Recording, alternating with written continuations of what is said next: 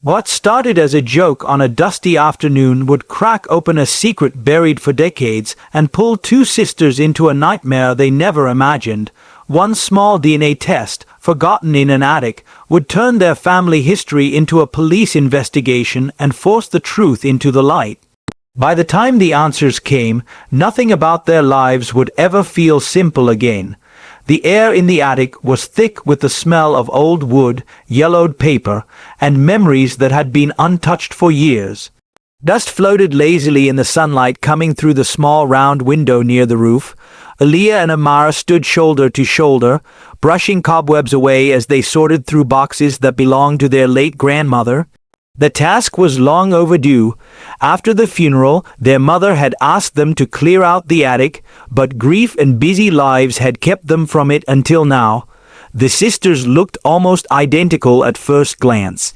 Same height, same deep brown eyes, same tight curls pulled back into messy ponytails, but anyone who knew them could tell the difference within minutes. Aaliyah was bold and impulsive, always acting before thinking. Amara was careful and organized, someone who liked rules and plans and clear answers. Old photo albums were stacked against the wall. Antique jewelry lay tangled in small velvet boxes. Several cardboard boxes were sealed with brittle tape that cracked when touched. As Aaliyah pushed one box aside, Amara suddenly froze. "Hey, look at this," Amara said, holding up a small box she had pulled from beneath a stack of journals. Printed on the front were the words "Ancestry Journey." The box looked new compared to everything else around it, almost untouched. No dust, no stains. It felt out of place. Aaliyah tilted her head. A DNA test. Did Grandma ever talk about wanting to do one of these? No, Amara replied.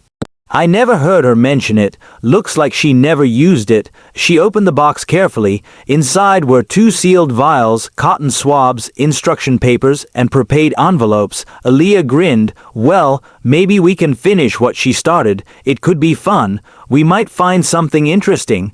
Amara hesitated. You really think we should? Why not? Aaliyah said. What is the worst that could happen? We find out we are part royalty or something. Amara laughed softly and shook her head. You watch too many shows. Still, curiosity won. They carried the kit downstairs. Later that evening, they sat at the kitchen table. Amara read the instructions slowly and carefully, making sure they followed every step. Aaliyah had already picked up the swab, spinning it between her fingers.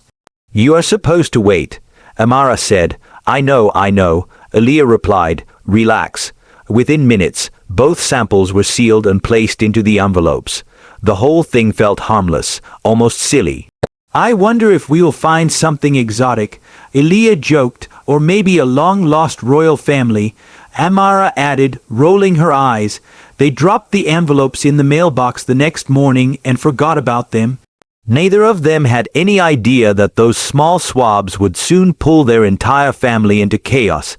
2 weeks later, the email arrived. Aaliyah saw it first while scrolling through her phone on the couch. Her eyes widened. The results are in, she said. Amara rushed over and leaned close as they opened the email together. At first, everything looked normal. Percentages of African and European ancestry.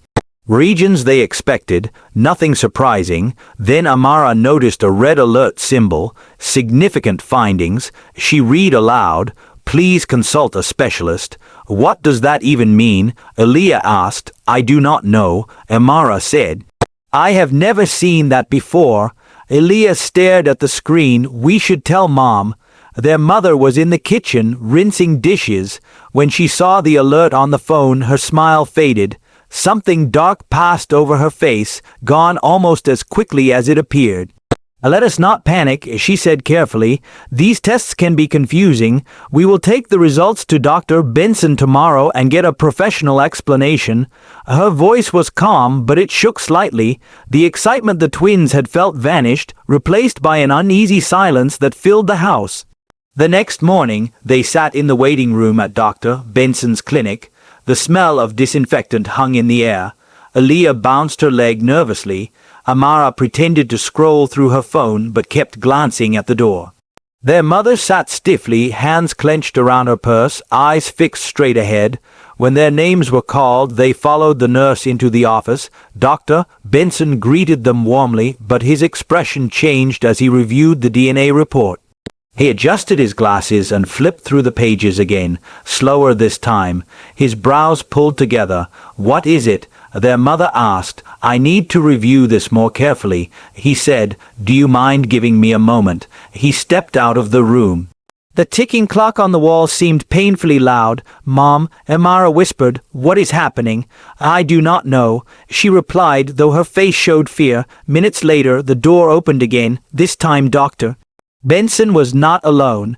Two uniformed police officers stood behind him. Aaliyah's heart dropped. "We are going to need you to come with us," one officer said gently. Their mother stood up fast. "What is this?" "These are my daughters, Doctor." Benson raised his hand. "There has been a finding in their DNA that requires legal investigation. I cannot explain everything here." Panic filled the room. "What did we do?" Aaliyah blurted out. "This is not about something you did," the officer said. "It is about something that was found." They were escorted out of the clinic as reporters began to gather outside, cameras flashing, voices shouting questions. Their normal lives shattered in a matter of minutes. The drive to the police station was silent. Amara held her mother's hand tightly. Aaliyah stared out the window, her reflection staring back at her like a stranger. At the station, they were led into a small room. A man entered and introduced himself as Detective Harris. "I know this is overwhelming," he said, "but your DNA has matched evidence from an unresolved case." "What case?" their mother demanded. "It is connected to an abduction from 16 years ago," Harris replied. The room felt like it was spinning. "But we were babies," Aaliyah said. "Yes," Harris said quietly, "and that is why this is complicated." He explained that the DNA suggested someone closely related to them had been directly involved. Silence followed. "No," their mother said, "this cannot be true." Aaliyah spoke softly. "What about Grandma?" The detective leaned forward. "Did she ever mention anything unusual?" The twins exchanged a look. "We found her journals," Amara said. Harris nodded. "Those could be important." As they left the station, one terrifying question echoed in their minds. What had their grandmother been hiding? When they returned home, the house no longer felt familiar. Every shadow seemed heavier, every sound sharper. The walls that once held laughter now felt like they were listening. The living room lights were dim, as if the house itself understood that something had changed forever. The box of journals sat in the center of the coffee table, silent but threatening, like a locked door to a past that did not want to stay buried. Aaliyah and Amara stood close together. Their mother lingered near the doorway, her face tight, her eyes glossy with fear and confusion. Slowly, Amara reached for the first journal. Her hands trembled as she opened it. The handwriting was unmistakable, neat, flowing, careful. Their grandmother's voice seemed to echo through the pages. At first, the entries were harmless, notes about baking bread on Sundays, complaints about noisy neighbors, little reminders about doctor appointments and church events. The twins almost relaxed, thinking maybe they were chasing shadows. Then the tone changed. Amara stopped reading suddenly. "Listen to this," she said, her voice unsteady. She read aloud. "The night it happened, I could not sleep. I heard the car pull up, slow and quiet. I knew something was wrong before I even opened the door." Aaliyah swallowed hard. "What night?" Amara continued. "When I saw the carrier left on the porch, my heart nearly stopped. I did not want to be part of this, but I had no choice. I had to protect them." Aaliyah repeated. "She is talking about us." Their mother shook her head. "No, that does not make sense." They kept reading. The pages grew darker, filled with fear, guilt, and desperation. Mentions of watching the street late at night, of jumping at every sound, of keeping doors locked and lights off. One entry stood out more than the rest. "They are safe for now. I pray every night that the truth never reaches them. I will carry this secret until my last breath." The room fell silent. Amara looked up, tears in her eyes. "Were we adopted?" Their mother collapsed onto the couch, covering her face. "I do not know," she whispered. "I truly did not know." They searched through the remaining journals with shaking hands. Near the back of one book, Aaliyah noticed something odd. The pages felt thicker. She pressed gently and felt paper hidden beneath the cover. "There is something here," she said. She peeled back the tape, holding it in place. Inside was an envelope. Her heart pounded as she opened it. 2 birth certificates slid out. Amara leaned closer. "Look at the names." The mother's name was listed as unknown. The father's name was unfamiliar, cold ink on white paper. Their mother stared at it in disbelief. "I have never seen this name before." When they returned to the police station with the journals and documents, Detective Harris's expression hardened as soon as he read the name. "This man," he said slowly, "was our main suspect in the abduction case." Aaliyah's chest tightened. "So we are not just connected to the case." Harris nodded grimly. "You are the center of it." He explained that the man had vanished years ago. No body, no arrest, just a trail that went cold, until now. "But why leave us at Grandma's house?" Amara asked. "Why her?" "That is what we are trying to understand," Harris replied. More pieces began to fall into place. Their grandmother had not taken them out of cruelty or selfishness. She had taken them out of fear. Back at home, the days blurred together. Detectives came and went. Reporters camped outside. Neighbors whispered. At night, Aaliyah lay awake, staring at the ceiling, replaying every memory of her grandmother, the hugs, the strict rules, the way she always insisted they stay close. She knew. Aaliyah whispered one night. She always knew. Amara nodded, and she was scared. Another journal entry revealed more. He came back once, looking for them. I told him I had never seen them. He believed me, or pretended to, but his eyes told me he would return. Amara's voice cracked as she read it aloud. "Who was he?" Aaliyah asked, "and why was he running?" Detective Harris soon provided answers they were not ready to hear. The man listed on the birth certificates had ties to a human trafficking ring that had operated nearby years earlier. Children had gone missing, families destroyed, lives erased. "What if he is still alive?" Aaliyah asked quietly. "We do not know," Harris admitted, "but we are searching." Fear settled into their bones. Every knock at the door made their hearts race. Every unfamiliar car felt threatening. One evening, Amara spoke what they were both thinking. "Grandma saved us." "Yes," Aaliyah said. "She risked everything." Their mother overheard them and stepped into the room. "You are mine," she said firmly, tears streaming down her face. "No paper, no test, no past changes that." Her words helped, but they did not erase the confusion. Days later, another journal entry offered the final piece. "He begged me, said they were not safe with him, said this was the only way to protect them. I saw fear in his eyes, real fear. I did not trust him, but I trusted my heart. The truth was painful and complicated." A criminal had made one selfless choice. A grandmother had carried the weight of that choice alone. The investigation slowed. The trail went cold again, but the damage was done. One evening, as the sun dipped low, the twins sat on the porch beside their mother. "Family is more than blood," she said softly. "It is love, it is sacrifice." Aaliyah and Amara leaned against her, finally understanding. Their lives had been shaken, but not broken. The truth had hurt, but it had also revealed the depth of love that had protected them all along. The days that followed felt unreal, like the family was living inside someone else's story. The media slowly lost interest, but the silence that replaced the noise was almost worse. The house was quieter now, filled with thoughts no one knew how to say out loud. Every room carried echoes of their grandmother's presence, her careful love now seen in a completely different light. Aaliyah struggled the most at night. Sleep came in short, restless pieces.